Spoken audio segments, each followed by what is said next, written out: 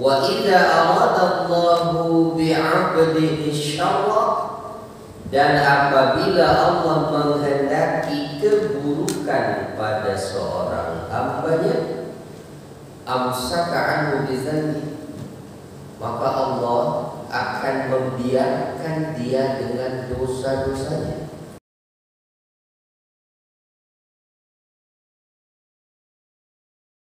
Assalamualaikum warahmatullahi wabarakatuh. Bismillahirrahmanirrahim. Wassalatu wassalamu ala Rasulillah wa ala alihi wa sahbihi wa man wala. Malam ini insyaallah kita akan melanjutkan kembali kajian dari kitab Riyadhus Shalihin. Babnya masih bab sabar. Masih sabar ya? Insyaallah. Hadis yang ke-19 semua. Bismillahirrahmanirrahim. Wa an Anasin radhiyallahu anhu, dari Anas radhiyallahu anhu,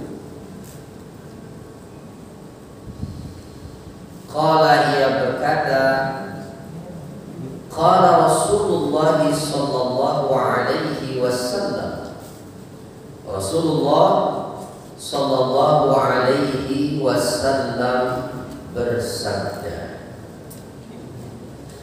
idza aradallahu bi'abdihi al-khaira, apabila Allah menghendaki kebaikan kepada hambanya. Perhatikan ini hadis.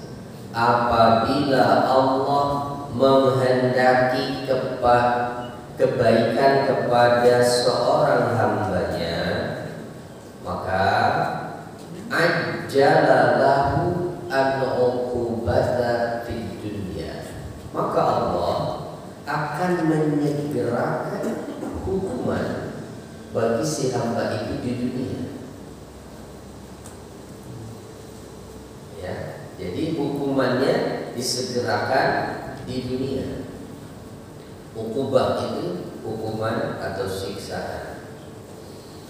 Wa idza aradallahu bi'abdihi syarra, dan apabila Allah menghendaki keburukan pada seorang hambanya, amsaka anhu bizanbi, maka Allah akan membiarkan dia dengan dosa-dosanya.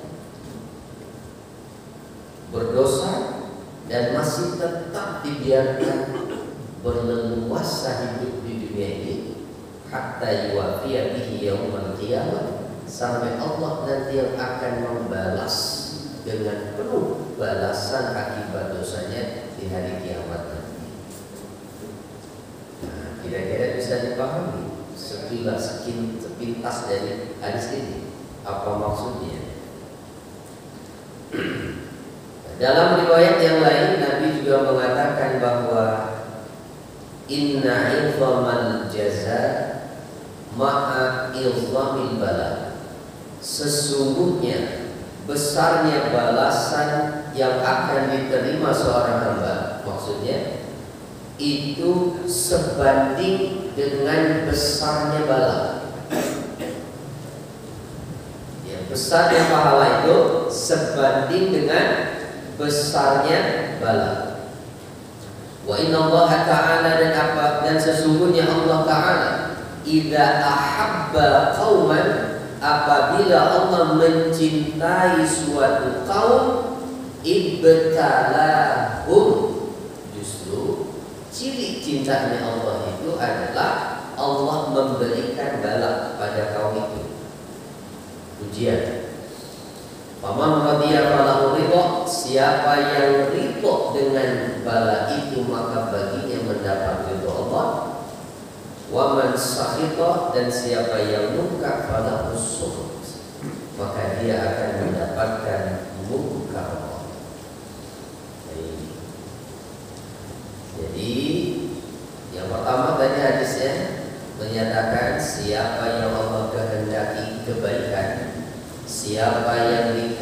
dikehendaki baik oleh Allah, maka akan disegerakan hukumannya di dunia. Hukuman akibat dari dosa. Karena pembandingnya adalah yang kedua, bahwa siapa yang dikehendaki buruk seorang hamba itu oleh Allah, maka akan dibiarkan dia dengan dosanya, dan nanti di hari kiamat akan dibalas dengan penuh akibat dosanya. Gitu. Ya. Kenapa demikian? Karena pada hakikatnya tidak ada seorang hamba pun yang bersih dari dosa. Betul. Ya. Tidak ada. Walaupun kiai, ulama, ustaz, tidak ada orang yang suci selama kita manusia. Ya. Selama kita ini adalah manusia, karena kita bukan malaikat yang selalu benar. Ya, walaupun kita juga bukanlah makhluk yang selalu melanggar, karena kita bukan setan. Ya. Jadi kita ini manusia yang banyak salah. Maka ciri hamba yang dikehendaki baik oleh Allah, kata Nabi, hukuman akibat dosanya disegerakan di dunia. Nah, hanya di sini Nabi tidak merinci dalam bentuk apa hukumannya. Jadi ya. Nah, makanya kemudian muncullah firman Allah bahwa wa ma asabakum min musibatin fa bima kasabat aydikum wa ya'fu an katsir. Di surat Asy-Syura itu ayat 30 kalau tidak salah ya. Apapun musibah yang menimpa kalian itu disebabkan karena perbuatan kalian sendiri, dan Allah memaafkan dosa kalian lain yang banyak. Jadi setiap musibah yang terjadi menimpa siapapun, di dalam Al-Quran disebutkan akibat perbuatan manusia. Maka yang terbaik berarti sikap kita pada saat dapat musibah apapun itu bentuknya, bukan mencari kesalahan orang lain, tetapi yang terbaik adalah segera istighfar, introspeksi diri. Ya. Jangan lalu merasa tidak bersalah. Kenapa ya? Kok saya dapat musibah begini? Rasanya ibadah saya tidak bagus, sholat nggak ada yang lewat, tahajud tiap malam. Misalnya begitu, merasa nggak ada dosa. Ya, justru kalaupun setelah berulang kali berpikir tidak menemukan dosa sendiri, maka istighfarlah karena itu. Karena tidak ada manusia paling dulu, kata Imam Al-Ghazali, kecuali orang yang tidak bisa menemukan kesalahannya sendiri. Ya. Jadi kalau sudah merenung berpikir, kayaknya saya nggak punya dosa. Nah, istighfarlah karena itu. Berarti hatinya udah peka.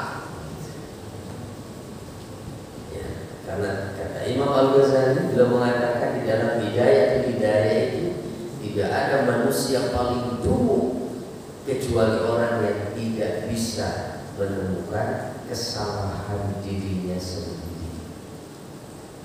Yang paling tahu diri kita kan kita sendiri, bukan orang lain. Ya. Baik, jadi sekali lagi, ketika terjadi musibah menimpa kita, yang terbaik sikapnya adalah satu, terima itu sebagai takdir Allah. Kedua, istighfar, mohon ampun pada Allah. Mohon ampun. Bahkan walaupun barangkali ya, dosanya apa ya? Istighfar saja. Ya, istighfar. Perbanyak istighfar. Dan berarti hadis tadi ini untuk memberikan kelapangan di hati orang-orang beriman agar pada saat diberi kesulitan di dunia jangan banyak meratap dan mengeluh. Kenapa? Itu cara Allah menyayangi hambanya. Allah ingin dia bersih dari dosa. Jangan sampai nanti kena sanksi hukum di akhirat. Ya, udah husnuzan aja sama Allah. Banyak musibah menimpa kita, dan terima, ikhlaskan, ridho menerima itu, sabar, dan kita husnuzan kepada Allah. Ya, kalaupun kita merasa tidak punya kesalahan, ya udah, husnuzannya adalah berarti ini untuk menaikkan derajat kita, meningkatkan derajat keimanan kita. Itu ya. Kenapa? Ya, karena tadi ada hadis yang keduanya, bahwa besarnya pahala yang Allah berikan itu sebanding dengan besarnya bala, besarnya ujian. Artinya semakin besar ujian yang diterima seseorang, semakin besar pahalanya. Itu ya. Ya, makanya nggak usah resah, nggak usah gelisah memikirkan 2023. Waduh, gimana nanti kalau terjadi itu gempa dahsyat, ya, dan lain sebagainya. Ya mungkin, kecuali kalau khawatir karena hutangnya, nah, saya belum lunas misalnya, itu jadi masalah memang nanti di akhir. Tapi kalau kekhawatirannya memikirkan dunia ini, tidak usah khawatir, karena kalaupun kita harus terkena musibah sebesar apapun, itulah cara Allah menyayangi kita. Buat orang yang beriman berarti bala itu adalah rahmat bagi mereka, karena akan menjadikan sebab dosa-dosa mereka diampuni oleh Allah. Tidak ada yang buruk buat orang yang beriman, ya, tidak ada yang buruk. Jadi yang pertama, faedah dari hadis tadi itu adalah bahwa manusia akan mendapatkan ujian sesuai dengan tingkat agama atau keimanannya. Ini teori dasarnya begitu ya, bahwa setiap manusia itu akan mendapatkan ujian sesuai dengan tingkatan imannya, sesuai dengan tingkatan imannya. Artinya apa? Semakin tinggi tingkat keimanannya, semakin besar ujiannya.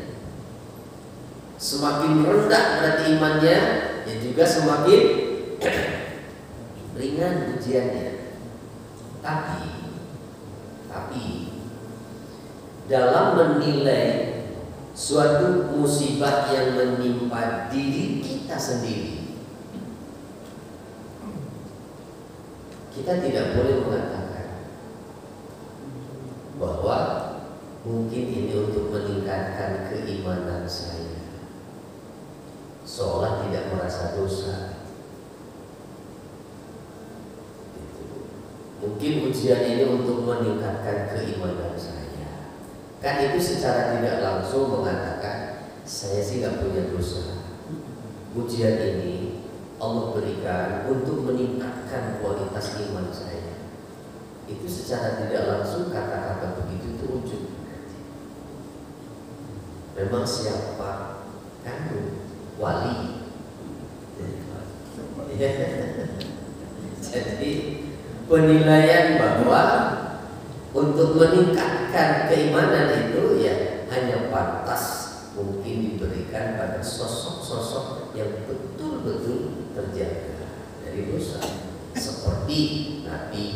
Kan Nabi juga ujiannya berat. Iya. Tempo hari dalam hadisnya demamnya saja 2 kali lipat manusia biasa. Kalau Nabi demam. Nah kalau ujian yang menimpa Nabi seperti itu. Jangan lalu berpikir nanti Nabi Muhammad banyak dosanya. Ya nggak mungkin, karena Nabi itu maksum. Ya, nah maka yang tadi pakai standarnya bahwa itu untuk meningkatkan keimanan beliau dan meningkatkan derajatnya semakin tinggi lagi dengan kesabarannya. Yang kedua, bahwa sabar dalam menghadapi musibah dan penyakit akan menjadi sebab dibersihkan diri dari dosa. Berarti syaratnya apa? Sabar. Tapi kalau dikasih musibah yang ada marah, kesel, tidak ridho menerima kenyataan, berarti nggak jadi diampuni dosanya. Yang ada malah jadi dosa. Ya. Jadi sabar itu tuntutannya pada saat musibah itu menimpa diri seorang hamba pertama kalinya, saat itu dituntut sabar. Bukan setelah sekian hari berlalu baru sabar. Ya, kadang-kadang yang terjadi biasanya tidak sedikit orang dapat musibah marah-marah, setelah reda ya udah deh, kalau memang begitu saya sabar aja, seolah-olah terpaksa sabar. Bukan itu yang itu, tapi pada saat musibah itu terjadi, saat itu juga dia sabar menerima kenyataan itu sebagai takdir Allah. Ya, jadi pada saat kita pertama kali dapat kabar, Pak, motornya hilang, yang nyuri, langsung hatinya sabar, pasrah, menerima kenyataan itu, ya udah takdir Allah. Itu. Nah, yang lebih tinggi dari sabar kan ada lagi apa? Ridho. Ridho itu ya udah pasrah. Apa bedanya sabar dengan ridho? Orang yang dapat musibah ridho dengan orang yang dapat musibah sabar, itu bedanya di mana? Kalau yang sabar, nah ya, perasaan sedih, perasaan berat menerima kenyataan itu masih dirasakan oleh hatinya, pedih di hatinya, sesak dadanya, tapi dia tahan, tidak pernah terucap dalam lisannya, tidak pernah nampak pada matanya, di wajahnya. Itu orang sabar. Kalau yang ridho, sama sekali tidak ada perasaan yang tadi. Orang ridho langsung begitu musibah terjadi, pasrah pada Allah. Berarti kayaknya kita belum bisa ya tingkatan itu. Belum bisa kayaknya.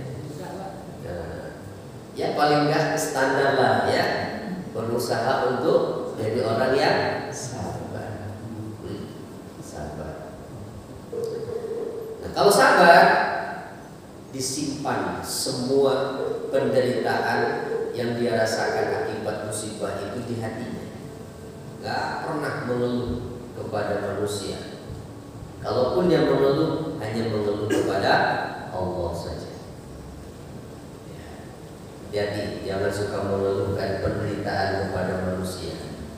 Ya, kata Rasul, siapa orang yang di pagi hari dia mengeluhkan kesempitan kehidupannya kepada manusia lainnya, berarti di pagi hari itu dia sedang mengadukan Allah Tuhannya kepada makhluk. Gitu. Ya. Dan jangan banyak mengeluh. Yang berikutnya, yang ketiga, di antara ciri kecintaan Allah terhadap hambanya yang soleh adalah dia akan mengujinya. Maka siapapun yang sudah mengikrarkan diri sebagai orang beriman, maka tahap berikutnya adalah bersiap menghadapi ujian. Gitu ya. Ahasiban nasu ayyutraku ayyaqulu amanna wa hum la yuftanun. Surat apa itu? Al-Ankabut ayat 2 kan? Apakah manusia mengira bahwa mereka akan dibiarkan saja? Mereka mengatakan amanna, kami beriman, padahal mereka belum diuji.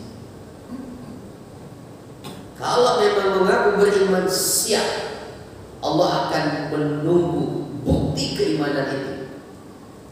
Apa ujian? Dites oleh Allah. Benar nggak imannya? Begitu Pak ya. Nah, kalau dalam tingkat pendidikan, ujian itu kan untuk meningkatkan kelas kan? Iya, meningkatkan kelas. Makanya nggak usah marah menghadapi ujian itu. Ya bersyukur saja, berarti tingkatan iman kita akan dinaikkan oleh Allah. Kenapa? Semakin berat tadi katanya, karena Nabi kan ujian semakin besar pahalanya. Semakin tinggi pohon, semakin kencang angin yang akan menerpanya, ya kan? Ya kalau cuma tanamannya cuma cabai, terong, itu nggak akan merasakan hempasan angin yang kencang. Gitu. Tapi kalau pohon-pohon yang tinggi, anginnya sampai bergoyang itu kadang-kadang pohonnya.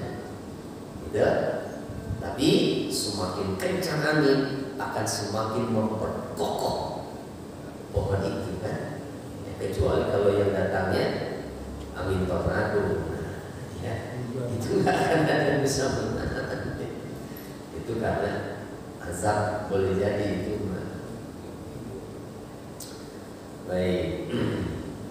Kemudian yang keempat, seorang mukmin hendaknya ridho dengan ujian yang Allah berikan, tidak putus asa dan tidak marah karena ujian. Karena kan manusia menghadapi ujian itu sikapnya terbagi ya.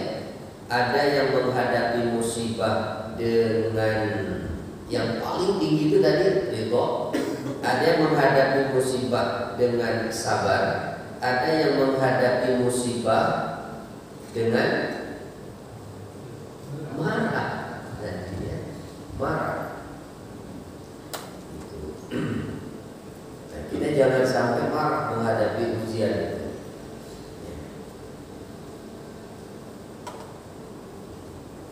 Lalu yang kelima, di antara ciri terhapusnya dosa karena ujian adalah bahwa orang yang diberi ujian tersebut mampu bersabar menghadapinya, gitu katanya.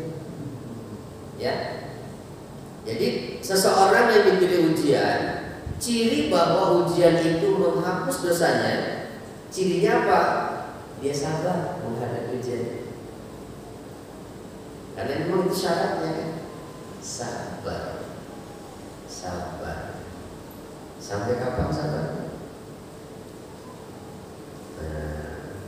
Sampai kapan sabarnya?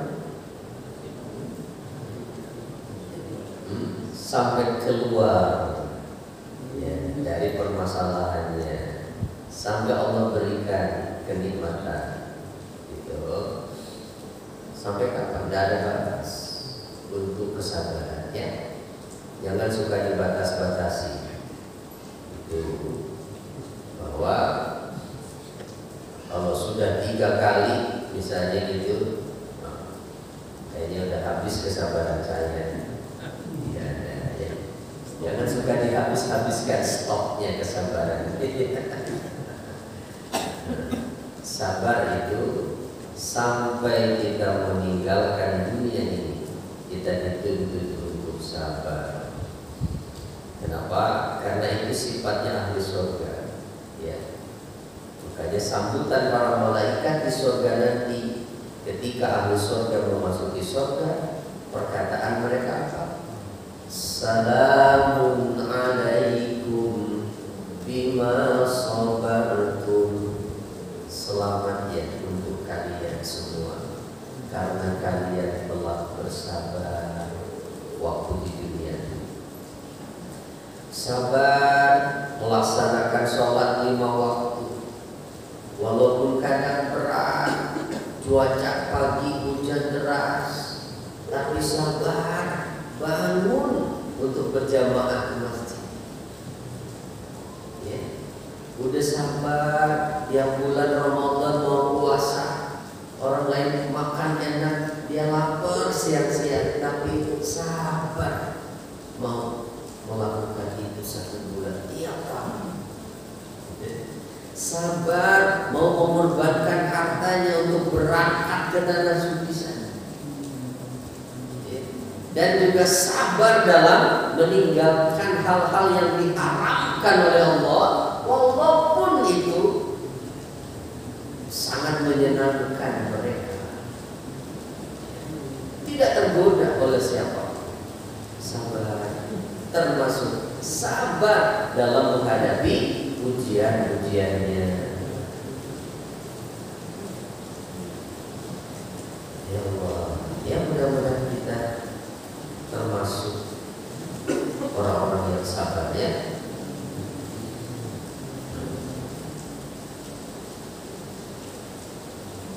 Hadis yang berikutnya, laisa syadid, ini dari Abu Hurairah radhiyallahu anhu, anna Rasulullah sallallahu alaihi wasallam qala, bahwa Rasulullah sallallahu alaihi wasallam bersabda, laisa syadidu bisur'ah. Orang yang kuat itu bukanlah orang yang keras pukulannya atau yang pandai bergulat. Orang yang kuat itu bukan orang yang kuat pukulannya, sekali pukul orang pingsan. Bukan itu ukurannya.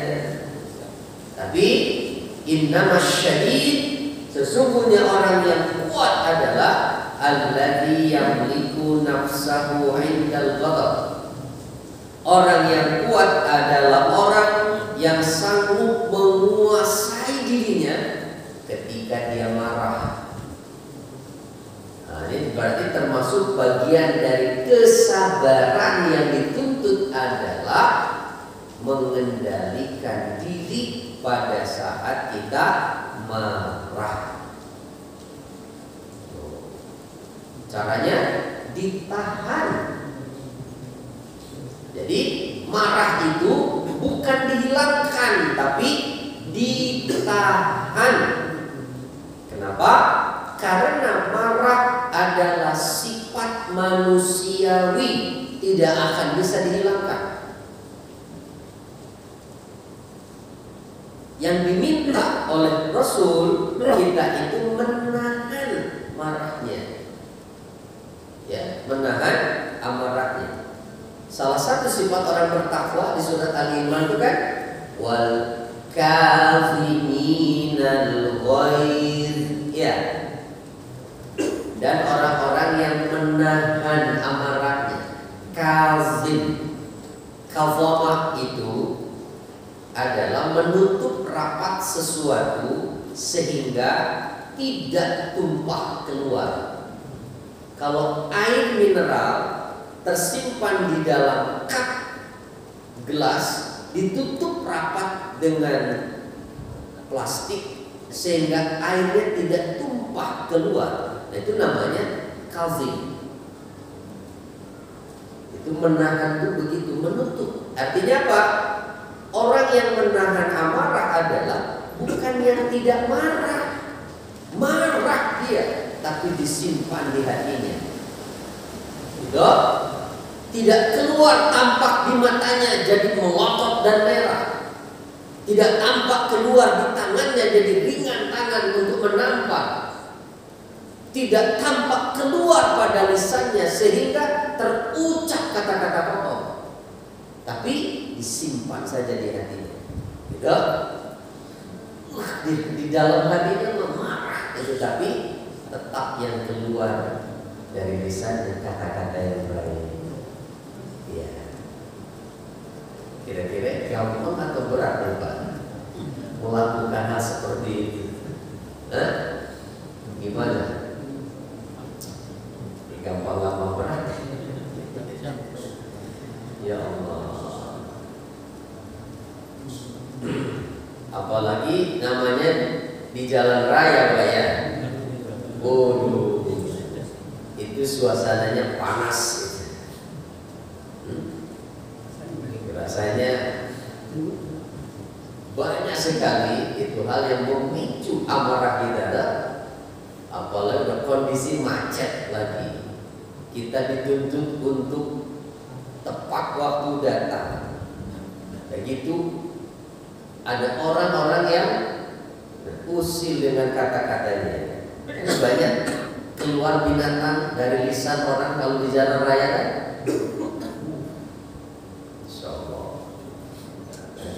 Kalau masih bisa kita menahan, tidak membalas kata-kata itu luar biasa. Ya, jadi menahan amarah itu bagian dari kesabaran. Tapi ingat Pak, ada catatan begini, yang termasuk ciri orang bertakwa menahan marah. Catatannya adalah ketika hal yang membuat marah itu adalah berkaitan dengan urusan pribadi. Tapi kalau itu menyangkut hak agama, wajib kita marah. Paham maksud saya?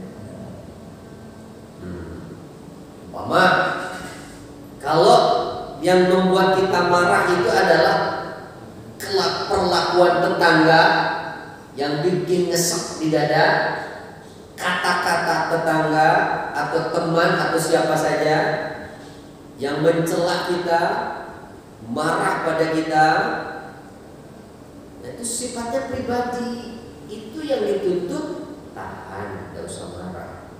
Tapi kalau yang membuat kita marah itu adalah karena Al-Quran yang dihina, Nabi Muhammad yang dihina, agama yang dinista, nggak boleh diam saja. Tunjukkan kemarahan kita, wajib marah. Itu jangan terbalik, giliran agama yang dinista, diem aja. Tapi kalau pribadinya yang terusik, golok langsung keluar, samperin tetangganya. Nah, kan begitu ya. Nabi itu sangat marah ketika ada seorang perempuan dilecehkan oleh seseorang di satu warung itu. Sengaja dipermalukan, itu kerudungnya terbuka. Marah Nabi. Padahal kita tahu dalam sejarahnya bagaimana Rasulullah secara pribadi diperlakukan oleh orang-orang itu kan, diludahi setiap Nabi zaman. Kalau untuk urusan pribadi beliau, Nabi itu tidak pernah membalas. Tapi kalau sudah menyangkut agama, Nabi nggak akan diam. Ya, Nabi nggak akan diam. Pasti Nabi akan pertama kali maju ke depan. Harusnya begitu kita juga. Jadi as-sur'ah itu tadi adalah kekuatan dalam berkelahi. Jadi ukuran seseorang itu kuat atau tidak bukan dari pukulannya, tetapi dari kemampuan dia mengendalikan dirinya. Ya, ada hadis yang lebih menarik dari ini Pak, untuk orang-orang yang sanggup menahan amarahnya. Ya, jangan ngantuk nanti kelewat hadisnya. Faedah hadisnya yang pertama, catatan dari hadis tadi bahwa Islam datang merubah pemahaman kuat di zaman jahiliyah sebagai kekuatan fisik menjadi kekuatan jiwa yang ditunjukkan dengan akhlak yang mulia. Dulu zaman jahiliyah siapa yang kuat dia yang berkuasa, ya. Dan itu juga kan masih terjadi saat ini. Pandangan seperti itu mengandalkan lahir, mengandalkan fisik. Itu gak punya kekuatan, ya itulah gaya-gaya preman. Kalau seperti itu kan berarti